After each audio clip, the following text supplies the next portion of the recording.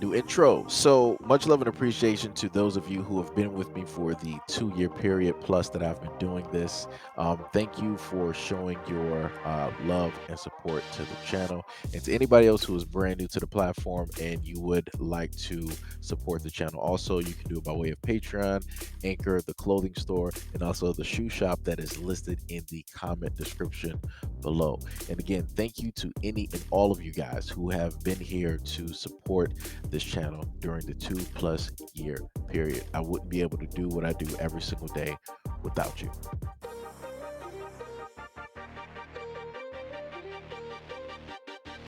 Five officials at a private Christian academy in Texas are facing felony charges over accusations that they failed to notify authorities after a ninth grader reported being SA'd by an older student during a hazing incident on freshman initiation day. The three administrators and two athletic coaches at Midland Christian School are identified in an arrest warrant affidavit as Superintendent Jared Owen Lee, secondary school principal Diana Elizabeth Ellis, athletic director Gregory Neal McClendon, and assistant secondary school principal Matthew David Counts, and baseball coach Barry Lee Russell. On the Midland Christian website, this is what they stated. We are motivated in all facets by our faith in Jesus Christ, attempting to serve as a reflection of God's unconditional love for all people.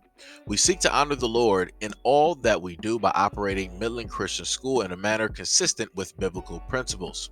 It is important to us that every word and deed engaged in by Midland Christian Schools, its employees, representatives, volunteers, and students be consistent with and in furtherance of Midland Christian Schools' religious purposes, both publicly and privately. Five school officials apparently did not live up to those expectations following the alleged January attack. January 28th, a detective with the Midland Police Department was notified about a possible assault of a minor that had occurred 8 days earlier after a baseball practice in Midland Christian. In an interview with authorities, the unnamed victim stated that he had just stepped into the locker room and changed when the lights were turned off. Someone said it was freshman initiation day and a 10th grader began hitting the 9th grader. The 9th grader's hands were pinned down and he was flipped over onto his back. He was then assaulted with a baseball bat as other students looked on and cheered.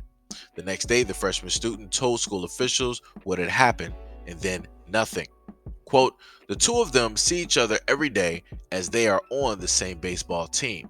On February 11th, police investigators showed up to Midland Christian and spoke with Ellis, the principal of the secondary school.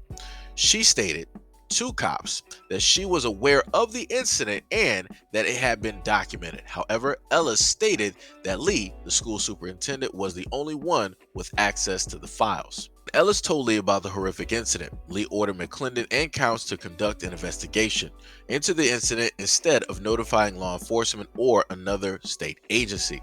But when Lee contacted police on February 14th, he refused to answer any questions or provide any documentation, to which Ellis had referred and demanded that the cops get a search warrant. The warrant was granted and executed the same day. During the search, investigators were given access to notes written by McClendon and Counts that documented the incident and emails between all five that were reviewed by police. Quote, it was made very clear that an assault had occurred and that the school had a duty to report it. There were multiple emails exchanged and that several of the administrators refused to report the incident. The five were arrested Wednesday and released on a $5,000 bond. On Thursday, police arrested a student involved in the alleged attack, authorities announced, and that no further details have been released, and that the student, who is a juvenile, has not been identified. This is a statement made by the school. Our school officials have and will continue to cooperate with law enforcement and their investigation. Currently, we have qualified acting administrators to supervise the campus, oversee student activities, support faculty, and maintain the day-to-day operations of the school. The physical, spiritual, and emotional safety of our students is the most important responsibility we bear as educators and one we take very seriously. We appreciate the support and prayers of our Midland Christian parents, faculty, staff, and the students as we continue leading, building, and equipping for Christ.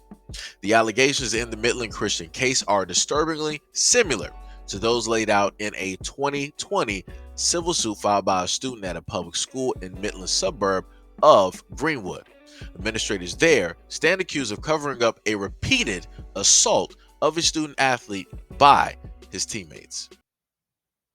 So yet again, we got the reflective majority deciding that this is what they want to allow because this is what they are into.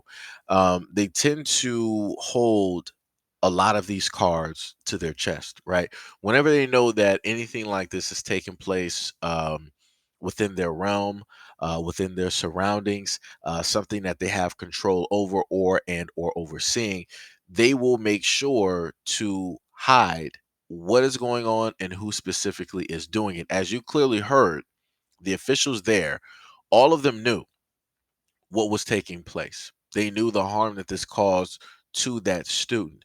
They understood that other students watched and didn't do nothing. They also knew that there was an individual who first did this initiation, and they more than likely knew the name of this individual. But yet they decided that, oh, well, we're not going to talk to the police. You can get a search warrant. They really thought that the police weren't going to be able to get a search warrant. They thought that they were scot free. They thought that they just had a whole bunch of time, but obviously they didn't. But the saddest thing is that they only got a little bit of time, right? In a sense, they were freed on a $5,000 bail each, knowing the fact of, like I said before, the harm, right? And the irreparable damage that was done, along with the emotional distress and the humiliation that this child has to face and continue to face, and how this is going to affect his growth and his outlook on life once he steps into the real world. It's going to cause a lot of anxiety. It's going to cause a lot of PTSD. It's going to cause a lot of trust issues. And more than likely, this child is not going to have the correct um, emotional connection, right? When it comes to engaging with other individuals due to the fact and by way of what specifically took place here. And this was all by way of the shielding of adults who oversaw the whole situation. And this is when I continually state over and over and over and over and over again that adults do not care about children. Adults do not care about children. Adults do not care about children. Because if they did, none of this would have taken place. Or if it did take place, they wouldn't have been playing games with the police. They would have given them all the information that they asked for exactly when they asked for it, and then they would even gave even some more. But that's not what they wanted to do. They wanted to sweep this under the rug, just like the other Midland school swept the multiple assaults that took place to a student directly under the rug. This is why I always tell parents that it's very important for you to have conversations with your kid, no matter how stressful your day is, no matter how busy your day is, no matter how much lack of sleep that you have, or whatever your issues are as an adult.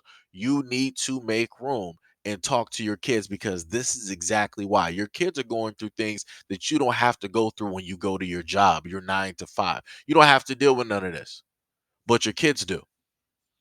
They're away out of your sight for 8+ hours out of the day. Anything can sit up there and happen, obviously, by way of this story and many other ones that I've put out here. But like I said, where are the parents? Where's the outcry when it comes to this? This is something that continuously happens. And a lot of this behavior is carried on from middle school, right, to high school, and then from high school up to college. And this is when a lot of these same males here end up doing things to female college students. And then that gets unresolved. That gets swept directly under the rug. Nothing happens. No charges are filed.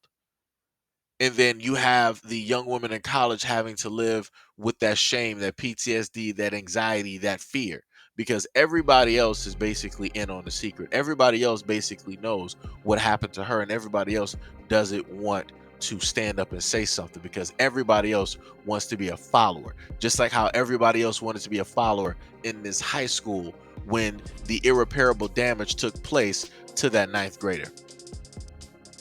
Like I said, not just the one that caused this should be charged, but also the students that were there that watched this take place, they all should be charged along with their parents. Because then and only then will things like this stop happening. The moment in time where the blowback is not just on the students and the administration, but it's on the parents as well, a lot of this nonsense will cease to exist. People will be afraid to do it because parents will be like, you know what?